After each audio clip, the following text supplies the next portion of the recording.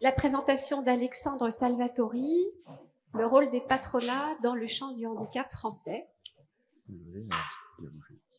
Voilà, donc on vous écoute. À vous. Oui. Bonjour à toutes et tous, et à ceux que j'aurais pas vus. Donc Alexandre Salvatori, je vous présente mon travail, enfin une partie assez à côté de ma thèse. J'utilise du matériau parce que j'ai une boulimie du matériau, donc du coup je me suis dit je vais profiter de de ce workshop pour présenter une partie qui donc c'est sur le rôle des patronats. Je vais préciser pourquoi des patronats dans le champ du handicap français, dynamique de pouvoir et travail institutionnel. Donc je vais faire une intro, je vais vous présenter la méthodologie après, les résultats et derrière la discussion. Alors, donc, du coup, le contexte, vous le connaissez plus ou moins tous, mais en tout cas, on est dans une société, et ça se voit pas mal aujourd'hui, où la valeur travail est importante. Donc on voit notamment sur le sujet des retraites, mais cette valeur travail donc a nourri aussi tout le courant, enfin en tout cas tout le sujet du handicap, toute la dynamique et politique du handicap en France, notamment donc après la Première Guerre mondiale, les vétérans de guerre et notamment les grands blessés se sont assez tôt mobilisés pour pouvoir être réintégrés dans la force de travail, dans une logique de voilà, le travail étant le lieu où il faut être pour être intégré socialement, sociétalement et socialement. Du coup, on aimerait pouvoir avoir des obligations auprès des employeurs pour pouvoir faciliter le retour à l'emploi. Donc, bon, je vous ai fait un rapide historique, mais donc il y a eu un premier quota. La France, en tout cas, a choisi le dispositif de quota, qui n'était pas forcément très contraignant au démarrage. Ça visait d'abord les vétérans de guerre, puis après, ça s'est ouvert en 57 aussi à la population qui n'était pas des militaires, mais c'était aussi des personnes qui travaillent tout à chacun, qui seraient en situation de handicap. Bon, après 75, il y a la grande loi d'orientation, mais surtout, ce qui m'intéresse, moi, c'est le 10 juillet 87, avec la loi d'obligation d'emploi des travailleurs handicapés, qui instaure donc le système dans lequel on est encore aujourd'hui, le système de quotas, qui s'appuie sur un système de pénalité si les entreprises privées, notamment, de 20 salariés et plus, ne respectent pas le 6 quotas donc d'effectifs, de personnes handicapées dans leurs effectifs, doivent payer une pénalité. Pourquoi si c'est intéressant? Parce que en fait, ce système se base sur je l'ai oublié de le préciser là, mais se base sur du dialogue social. Et l'État donne les clés de ce système et de la réussite de ce dispositif aux partenaires sociaux. À l'époque, c'est le choix qui est fait. Donc les partenaires sociaux, donc le patronat, les patronats. Donc je parle de les patronats. Donc ça, c'est Michel Offerlé, qui est un sociologue, mais qui estime qu'on parlerait plutôt du patronat parce que tous n'ont pas la même vision du monde et tous ne font pas la même chose. Donc du coup, il y a une pluralité de patronat, et donc j'ai préféré aussi utiliser ça. Mais et donc ils se mobilisent un peu différemment, sauf que pour le coup, sur le sujet du handicap, ils ont à peu près la même dynamique. Et donc en face, il y a les syndicats salariés que j'étudie moins ici, et aussi il y a les associations, les grandes associations françaises qui luttent pour la reconnaissance des travailleurs handicapés et notamment l'intégration dans le travail. Donc, malgré ces dispositifs et ces acteurs qui agissent, il reste néanmoins, enfin la littérature le montre, beaucoup de barrières à l'accès au travail. Et lorsque la personne handicapée travaille, elle a aussi une faible évolution professionnelle. Enfin, c'est ce qui est constaté.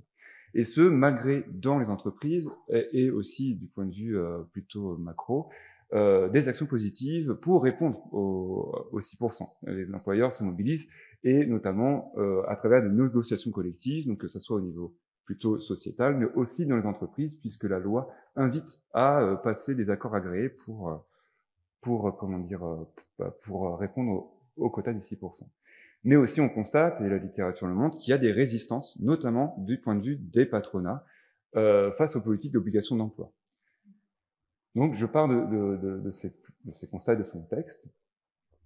Dans le cadre théorique, alors ma revue de littérature est beaucoup moins systématique que mes camarades, mais en tout cas, en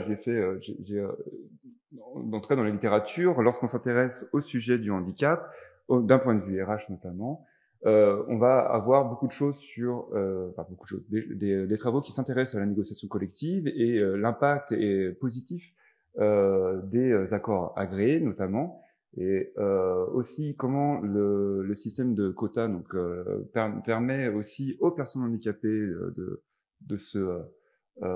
l'empowerment, donc de développer leurs capacités, l'impact du deuil du handicap sur la cohésion d'équipe et le rôle des référents handicap dans les organisations, notamment publiques, et quasiment rien sur le privé pour le moment.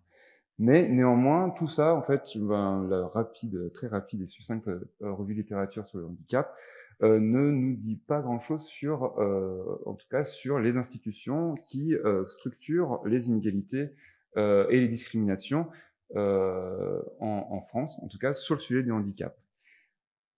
Avec une exception faite un article qui compare ce qui se passe en France et en Angleterre sur la performance des dispositifs légaux, qui questionne justement la question de institution comprise comme dans le cadre institutionnel, donc tout ce qui est normes, règles ou vision du monde ou valeurs que l'on partage. Donc moi je pars, c'est un des gaps aussi qui est Amis et Hall en 2018 disent voilà, on a peu de choses globalement sur la discrimination et plus particulièrement pour moi pour le handicap sur que font les acteurs, quel est l'impact de ces institutions et de ces acteurs sur les institutions sur les inégalités et les discriminations. Donc donc ma recherche je l'inscris dans un cadre néo-institutionnel, une approche néo-institutionnelle. Où je prends en considération donc le champ organisationnel, donc un champ où il y a des organisations qui ont des intérêts partagés et qui se reconnaissent et vivent ensemble, évoluent ensemble. Et ça me permet de parler du champ du handicap français, donc ça c'est mon terrain macro. Et j'ai pas besoin de trop le définir parce que ça a été fait par Eversold notamment. Dans lequel donc je regarde, donc c'est un champ organisationnel et structuré par des institutions, donc encore une fois les règles, les normes, les valeurs, et donc dans lesquels les acteurs se saisissent, ils travaillent, ont une capacité d'agir sur ces institutions.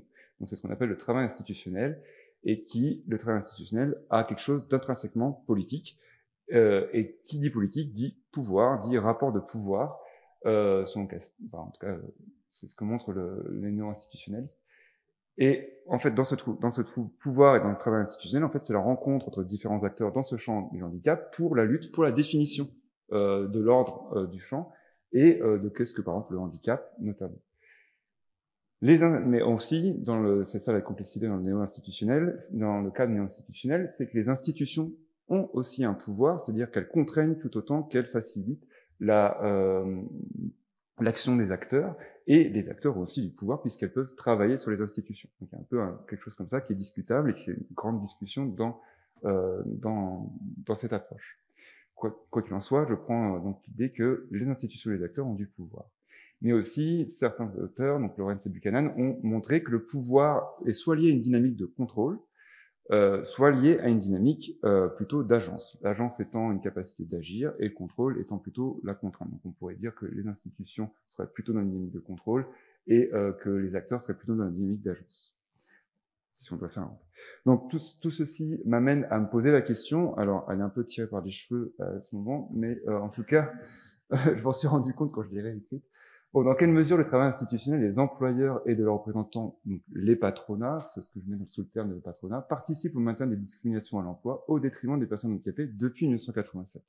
Donc j'essaie d'avoir une approche longitudinale ici. Donc pour cela, je sais pas pourquoi. Pour cela, c'est pas prévu ça. Donc je suis désolé, il y a c'était méthode, mais bon, c'est pas grave. Donc c'est méthode, c'est pas discussion. Donc les données collectées, donc j'ai utilisé beaucoup d'archives et que j'ai complétées avec des documents secondaires et des entretiens semi-directifs.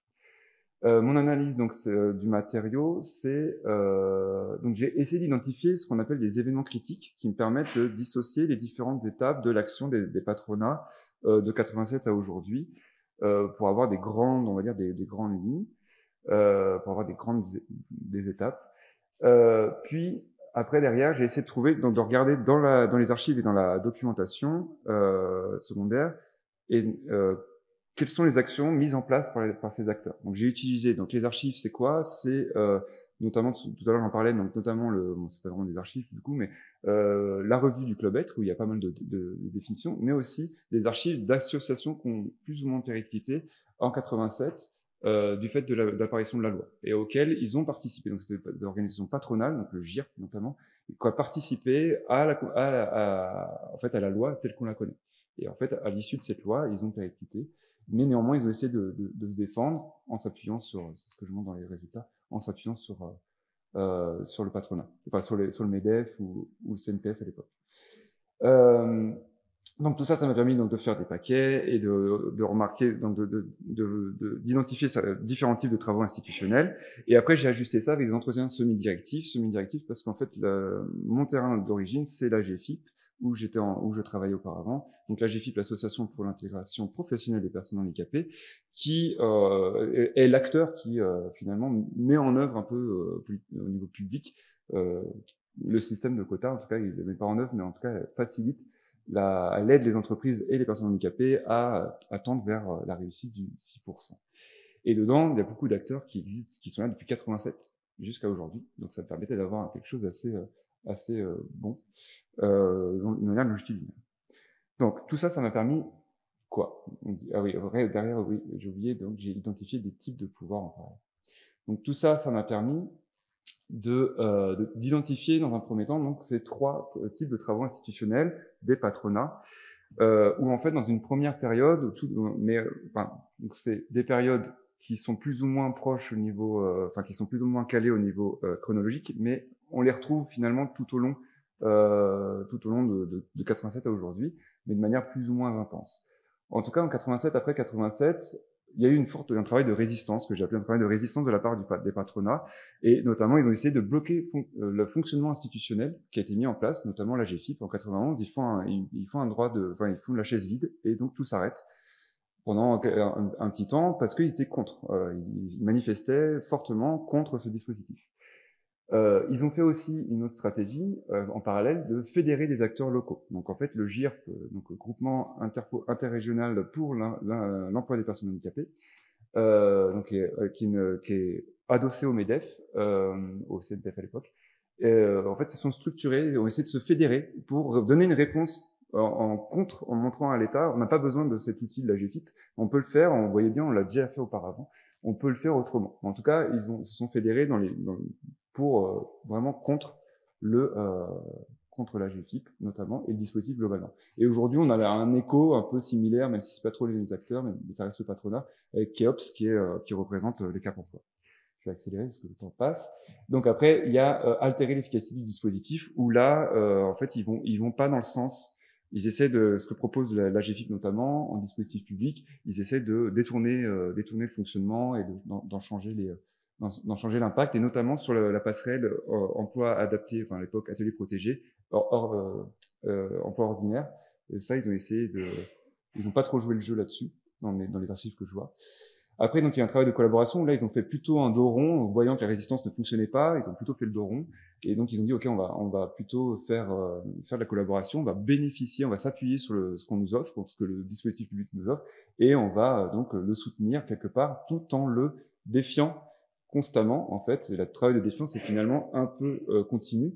Et là, donc ils ont produit énormément de discours. Ils continuent à produire du discours.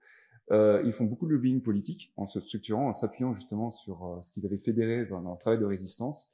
Ils font beaucoup ils ont une capacité à agir auprès du personnel politique. Et ils rappellent souvent aussi la responsabilité de l'État. À chaque fois que l'État a décidé de donner plus d'autorité et de pouvoir à la GFIP, ils ont rappelé à l'État, ce n'est pas le rôle de la GFIP, c'est votre rôle. Pourquoi vous donnez autant de responsabilités à cet acteur tiers qui, en fait, nous empêche, nous, employeurs, de faire vraiment des choses positives pour les personnes handicapées. Ah. Du coup, je sais pas pourquoi. Donc, en fait, après, j'ai essayé d'adosser ça, mais là, du coup, j'ai plus trop de temps. Mais voilà, j'ai essayé d'adosser ça sur la logique de pouvoir et aussi de repérer à quel moment ils ont essayé de faire ces différents types de travaux institutionnels. Donc là, donc j'ai repéré que, en fait, du coup, on était plutôt dans le travail de résistance, on était plutôt dans un travail plutôt là où c'était les individus qui essayaient de vraiment changer le système, les institutions. Après, en fait, dans le travail de collaboration, c'est plutôt, on va dire, l'institution qui a le pouvoir, c'est-à-dire qu'elle impose, en fait, c'est elle qui maintient le jeu et les autres, en fait, jouent dedans et ils essaient de se confronter à elle, mais en tout cas, c'est elle qui contrôle.